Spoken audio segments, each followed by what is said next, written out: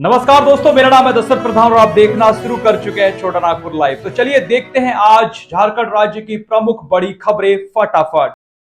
PLFI का area commander Alok Yadav arrest, 50,000 रुपया नहीं देने पर कारोबारी को जान से मारने की दी थी धमकी।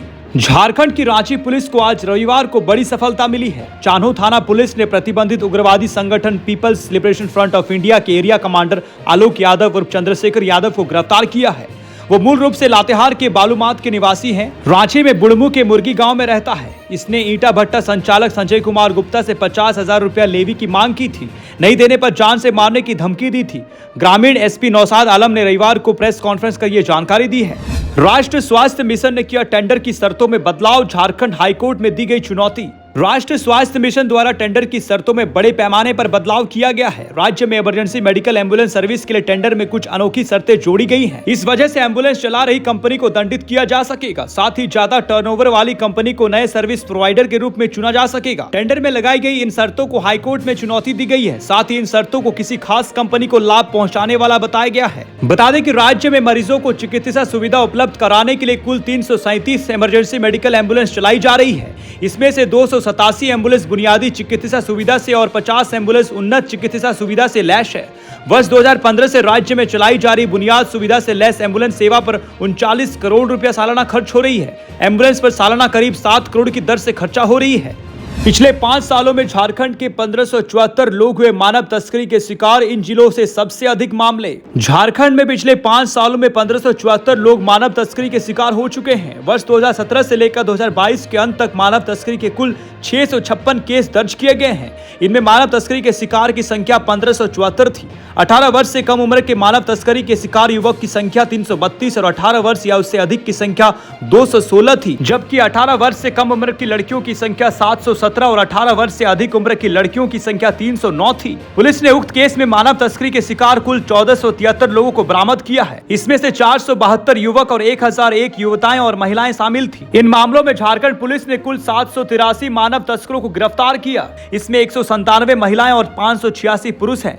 पिछले साल राज्य में सबसे अधिक मानव तस्करी के केस गुमला, सिमडेगा, खुंटी, साहिबगंज और रांची में दर्ज किया गया है। इन 5 वर्षों में सबसे अधिक 212 लोग सिमडेगा से मानव तस्करी के शिकार हुए हैं। हजारीबाग में टपक सिंचाई योजना में भारी गड़बड़ी, फेक कागजात पर दिया गया फर्जी किसानों को लाभ। हजारीबाग जिले में टपक सिंचाई योजना में गड़बड़ी की पुष्टि हुई है। जिस एजेंसी को स्कीम की जांच की जिम्मेदारी दी गई थी, उसी ने गलत रिपोर्ट दी है। इसकी जांच कराई गई तो पता चला कि फर्जी कागजात पर ही फर्जी किसानों को लाभ दिया गया है। ऐसे किसानों के नाम पर भी स्कीम का लाभ दिया गया है, जिसका कोई अता पता ही नहीं है। मामला प्रकाश में आने के बाद कृषि निदेशक चंदन कुमार ने स्कीम का थर्ड पार्टी वेरिफिकेशन के लिए तय एजेंसी नैपकॉन के फील्ड मॉनिटर पर प्राथमिकी दर्ज कराने का निर्देश दिया है।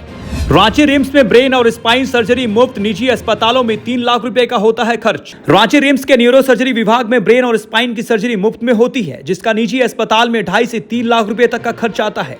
हेड इंजरी की सर्जरी का खर्च भी निजी अस्पताल में दुर्घटना की जटिलता के हिसाब से 1 से 2 लाख रुपए तक का है। ब्रेन ट्यूमर की सर्जरी निजी अस्पताल में 2 से 2.5 लाख रुपया, स्पाइन इंजरी में 2.5 से 3 लाख रुपया और बीपी स्टंट में 80 से 90 हजार रुपये का खर्च आता है। ये सभी सर्जरी रिम्स में मुफ्त में की जाती है। पलामू के चर्चित लोक गायक व मानस प्रवक्ता राम स्वरूप शुक्ला का निधन, कलाकारों में शोक की लहर। पलामू जिले के जाने माने लोक गायक व मानस प्रवक्ता राम स्वरूप शुक्ला का 11 जून की रात निधन हो गया। वो लंबे समय से बीमारी से ग्रसित थे। अपने पैतृक आवास पलामू के पाटन के पाले कुर्द गांव में उन्होंने अंतिम सांसें ली। बता दें कि वो सेवानिवृत्त शिक्षक भी थे। शुक्ला पलामू के पुराने लोक गायकों की कड़ी के एक जाने माने पहचाने नाम थे। उन्होंने मुख्यतः मानस प्रवक्ता के रूप में अपनी पहचान बनाई थी। दोस्तों के साथ नहाने गए छात्र की दामोदर नदी में डूबने से मौत। इसी साल पास की थी 10वीं की परीक्षा। बेरमो थाना क्षेत्र अंतर्गत खास डोरी के पास दामोदर नदी में नहाने के दौरान डूबने से सेंट्रल कॉलोनी निवासी स्वर्गीय सीताराम तिवारी के 16 वर्षीय पुत्र कुंदन कुमार की मौत हो गई। हल्ला होने पर स्थानीय लोगों ने कुंदन को नदी से बाहर निकाला, तब तक उसकी मौत हो चुकी थी। परिजनों ने बताया कि रविवार को 2 दोस्त कुंदन को घर से बुलाकर ले गए थे। देर होने पर उसके फोन पर कॉल भी किया, लेकिन रिसीव नहीं किया। बाद में उसके एक दोस्त ने घर आकर कुंदन के नदी में डूबने की सूचना दी। मौत की सूचना मिलते ही शौक की लहर घर में फैल गई। परिजनों का रो रो कर बुरा हाल हो गया। 1.5 किलोमीटर पैदल चलकर पानी लाने को मजबूर है ग्रामीण चक्रधरपुर के इस गांव का। जाने क्या है मामला। पश्चिमी सिंहभूम जिला अंतर्गत चक्रधरपुर प्रखंड के कुदाहातू के ग्रामीण इन दिनों पानी के लिए दर दर भटक रहे हैं। इंसान के साथ मवेशी भी गड्ढे का दूषित पानी पीने को मजबूर है। गांव में 95 परिवार रहते हैं। कुछ साल पहले गांव में 2 जलमीनार लगाई गई थी। गांव के ऊपर टोला की जलमीनार 1 साल से खराब पड़ी है। वहीं स्कूल परिसर में लगी जलमीनार से धीमी गति से पानी गिरता है। जलमीनार खराब रहने के कारण ग्रामीण जंगल में बने झरियानुमा गड्ढे का दूषित पानी पीने को मजबूर है। गड्ढे से पानी लाने के लिए ग्रामीणों को 1.5 किलोमीटर जाना पड़ता है। गड्ढे का दूषित जल के सेवन से ग्रामीण लगातार बीमार पड़ रहे हैं। 15 जून को भारत बंद, 30 जून को आदिवासी सेंगेल अभियान की कोलकाता में होगी विश्व सरना धर्म कोड जनसभा। आदिवासी सेंगेल अभियान के राष्ट्रीय अध्यक्ष सालखान मुर्मू ने अपनी मांगों को लेकर 15 जून को भारत बंद की घोषणा की है और 30 जून को विश्व सरना धर्म कोड जनसभा के लिए कोलकाता ब्रिगेड परेड ग्राउंड चलने की अपील की है। उन्होंने कहा कि झारखंड और बृहद झारखंड के आदिवासियों का दुर्भाग्य है कि पूर्व सीएम शिबू सोरेन, सीएम हेमंत सोरेन और उनके सहयोगियों ने अब तक 5 मुद्दों पर आदिवासी समाज के साथ धोखा किया है। सरना धर्म कोड को क्यों नहीं मिल रहा है मान्यता? आदिवासी सेंगेल अभियान ने शिवालय लहजा में पूछा है कि 2011 में जनगणना में प्राकृतिक पूजक आदिवासियों ने लगभग 50 लाख की संख्या में सरना धर्म लिखवाया और जैन धर्म ने 44 लाख लिखवाया, तब भी सरना धर्म कोड को अब तक मान्यता क्यों नहीं? संथाली भाषा एकमात्र राष्ट्रीय मान्यता प्राप्त बड़ी आदिवासी भाषा है, जबकि राष्ट्रपति द्रौपदी मुर्मू, मुख्यमंत्री हेमंत सोरेन, विरोधी दल के नेता बाबूलाल मरांडी सभी संथाली हैं। लगभग 100 लाख संथाली भाषा भाषी होने के बावजूद झारखंड की प्रथम राजभाषा क्यों नहीं? आदिवासियों के इस पर मरांग गुरु अर्थात पारसनाथ पहाड़ गिरिडीह झारखंड को क्यों हेमंत सोरेन ने 5/1/2023 को पत्र लिखकर जैनों को सुपुर्द कर दिया है? मरांग गुरु की वापसी जरूरी है। कृषि मंत्री बादल पत्रलेख ने गोदान न्याय योजना का किया शुभारंभ, बोले झारखंड को बनना है जैविक राज्य। हिसार स्थित पशुपालन विभाग के सभागार में कृषि मंत्री बादल पत्रलेख ने गोदान न्याय योजना का लोकार्पण किया। उन्होंने राज्य के विभिन्न जिलों से आए प्रगतिशील किसानों और दुग्ध उत्पादकों को संबोधित करते हुए कहा कि राज्य में गोवंश के गोबर से हम जैविक कृषि के क्षेत्र में झारखंड की पहचान बना सकते हैं। आज हम केमिकल फर्टिलाइजर पर आश्रित हैं जो हमारे स्वास्थ्य पर गहरा असर छोड़ते हैं। उन्होंने कहा कि राज्य के 5 जिलों से गोदान न्याय योजना की शुरुआत पायलट प्रोजेक्ट के रूप में हो रही है। इस प्रोजेक्ट की सफलता की समीक्षा के बाद पूरे राज्य में इसे चलाने की योजना बनाएंगे। इसीलिए सभी गोपालकों से निवेदन है कि वो राज्य को जैविक झारखंड बनाने की दिशा में आगे बढ़ें।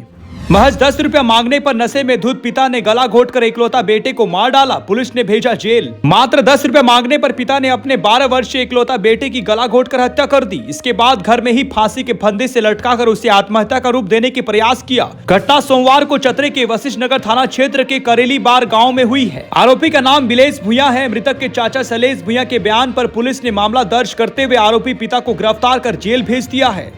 रांची पहुंची Vande Bharat express trial run के लिए सुबह पटना से हुई थी रवाना। वंदे भारत एक्सप्रेस ट्रेन पटना से रांची के लिए आज सुबह रवाना हुई और करीब 12:48 में रांची रेलवे स्टेशन पहुंच गई। हालांकि आज ट्रेन में यात्री सवार नहीं थे, ये केवल ट्रायल रन था। ये ट्रेन पटना जंक्शन से सुबह 6:55 के करीब खुली थी।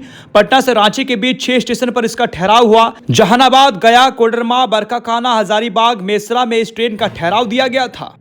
आज की 10 बड़ी खबरें बुलेटिन समाप्त। पल पल की खबरों के लिए चैनल से जुड़े रहिए। धन्यवाद। जोहार।